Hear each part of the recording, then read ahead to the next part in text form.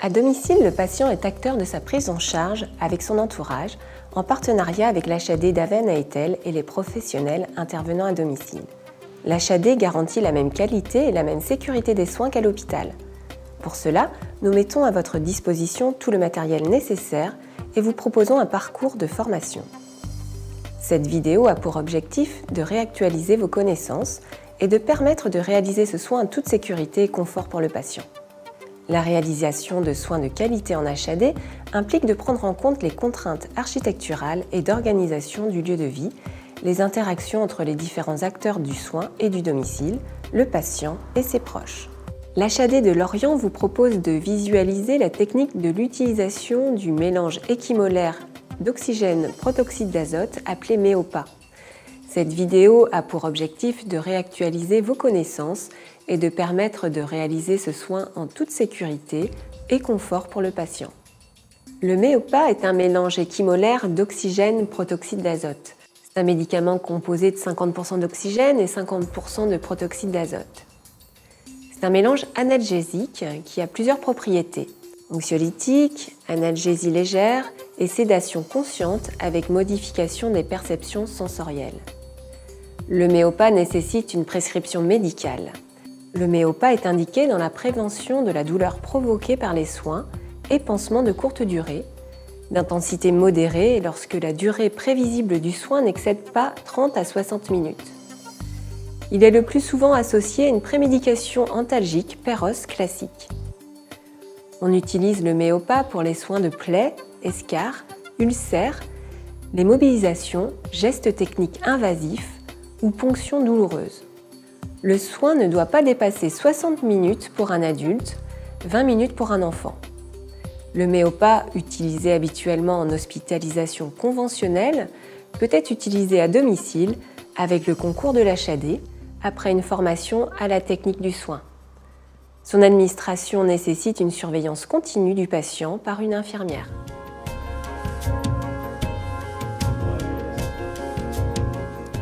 Diminuer le stress et l'anxiété du patient en expliquant le déroulement du soin.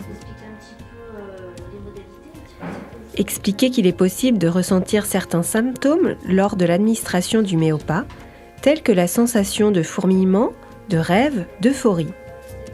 Ces symptômes disparaîtront à l'arrêt de l'inhalation.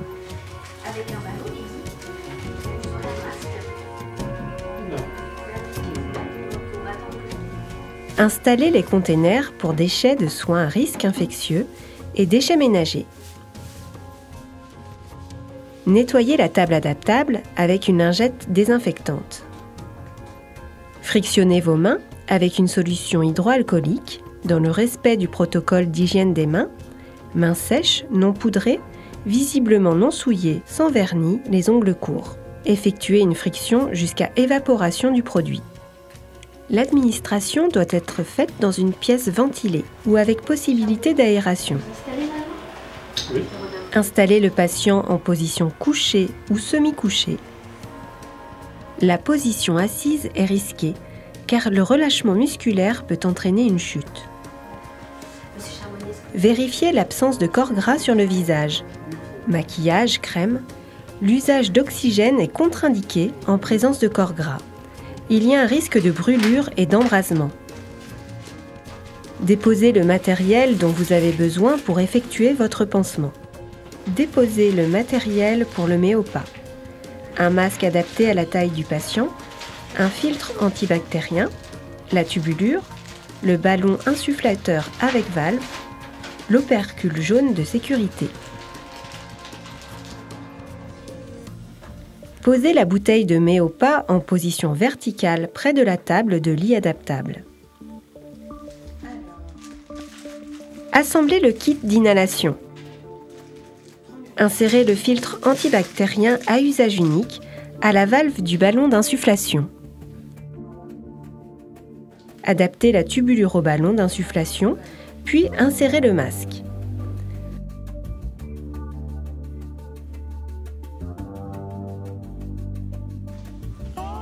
Retirez l'opercule de sécurité de la bouteille de MEOPA et raccordez la tubulure du ballon d'insufflation à la bouteille de MEOPA.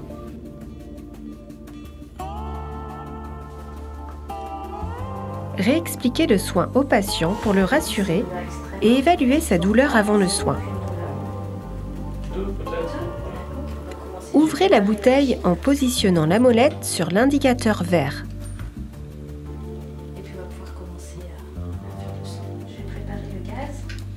Sélectionnez le débit de départ à 6 litres pour l'enfant, 9 litres pour l'adulte.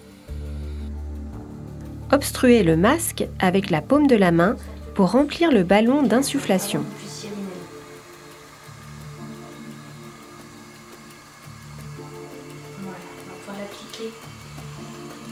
Appliquez le masque avec douceur sur la bouche et le nez en favorisant l'auto-administration. Faites inhaler le gaz en continu pendant 3 minutes avant le soin douloureux et pendant toute la durée du geste. Demandez au patient de bien inspirer et expirer profondément. Adaptez le débit à la respiration du patient de façon à ce que le ballon se gonfle et se dégonfle au même rythme que sa respiration, en diminuant ou en augmentant le débit de la bouteille.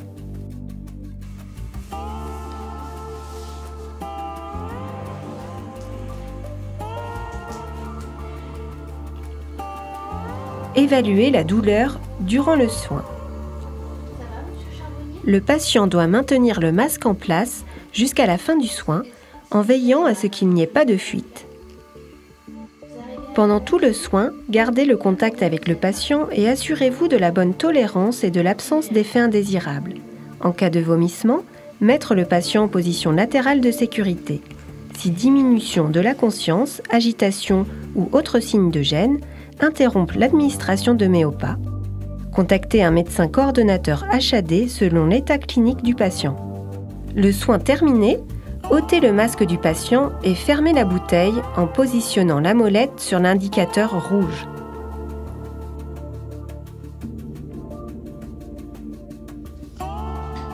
Emboîtez l'opercule de sécurité jaune sur la sortie de gaz.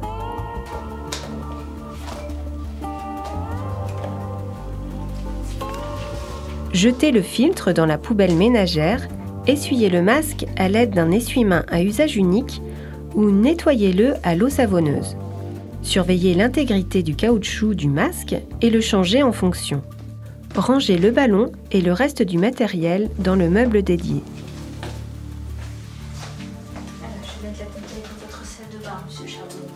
Rangez la bouteille de Méopa dans une pièce non occupée de préférence, en position verticale, arrimée si possible.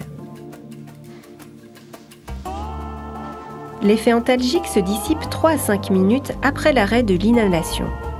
Laissez le patient au repos pendant 5 minutes. Surveillez les premiers pas si le patient veut déambuler. Réévaluez sa douleur. Notez sur la fiche de suivi du Méopa l'évaluation de la douleur avant et après le soin, la pression résiduelle de la bouteille de Méopa avant et à la fin du soin, le débit utilisé pour le patient, l'efficacité du Méopa, les effets indésirables éventuels qu'il faudra signaler au médecin de l'HAD. Nettoyez la table de lit avec une lingette désinfectante. Trier et éliminer les déchets de soins selon les recommandations. Réaliser une friction hydroalcoolique des mains. Le Méopa nécessite une participation active du patient, mais les troubles cognitifs ne sont pas une contre-indication. Vous pouvez demander la présence d'une tierce personne pour tenir le masque. Pour les enfants, faites une approche ludique en lui faisant manipuler le masque et le ballon pour gagner sa confiance. Pour le soignant, ne pas se placer face à la sortie de l'air expiré au niveau de la valve de ventilation. Il y a un risque d'effet indésirable pour la personne exposée lié à l'expiration de Méopa résiduel. Ne jamais fixer le masque au visage à l'aide d'un lien. Le patient doit être capable à tout moment de le retirer s'il en ressent le besoin. Ne pressez pas le ballon lors de l'utilisation. L'administration doit être faite dans une pièce adaptée et ventilée, la fenêtre entrouverte. Possibilité d'évacuation des gaz expirés à l'extérieur par un branchement d'un tuyau d'évacuation sur le dispositif d'inhalation. Lors des premières administrations, la présence d'une tierce personne à proximité est recommandée. Après chaque utilisation, installez un opercule de sécurité sur la bouteille et jetez le filtre. Changez le masque, la tubulure et le ballon insufflateur tous les 15 jours. Stockez la bouteille en position verticale et arrimée à l'écart d'une source de chaleur et dans une pièce dont la température est supérieure à 0 degré, non accessible aux visiteurs et si possible ventilée. Si la bouteille a été soumise à des conditions de température inférieures à 0 degré, la mettre en position couchée pendant 48 heures pour favoriser l'homogénéisation du mélange d'oxygène, protoxyde d'azote. Vérifiez le manomètre de la bouteille. Lorsque l'aiguille approche de la zone rouge, il faut prévoir le remplacement de la bouteille. Ne jamais approcher d'une flamme ou fumée à proximité. Ne pas manipuler la bouteille auprès de corps gras ou inflammatoires. Ne couchez pas la bouteille pendant l'utilisation. Arrêtez l'administration du Méopa si un des effets secondaires se manifeste et prévenir le médecin coordonnateur. Nausées, vomissements, agitation, euphorie, céphalée, sensations ébrieuses, malaise. Contre-indications.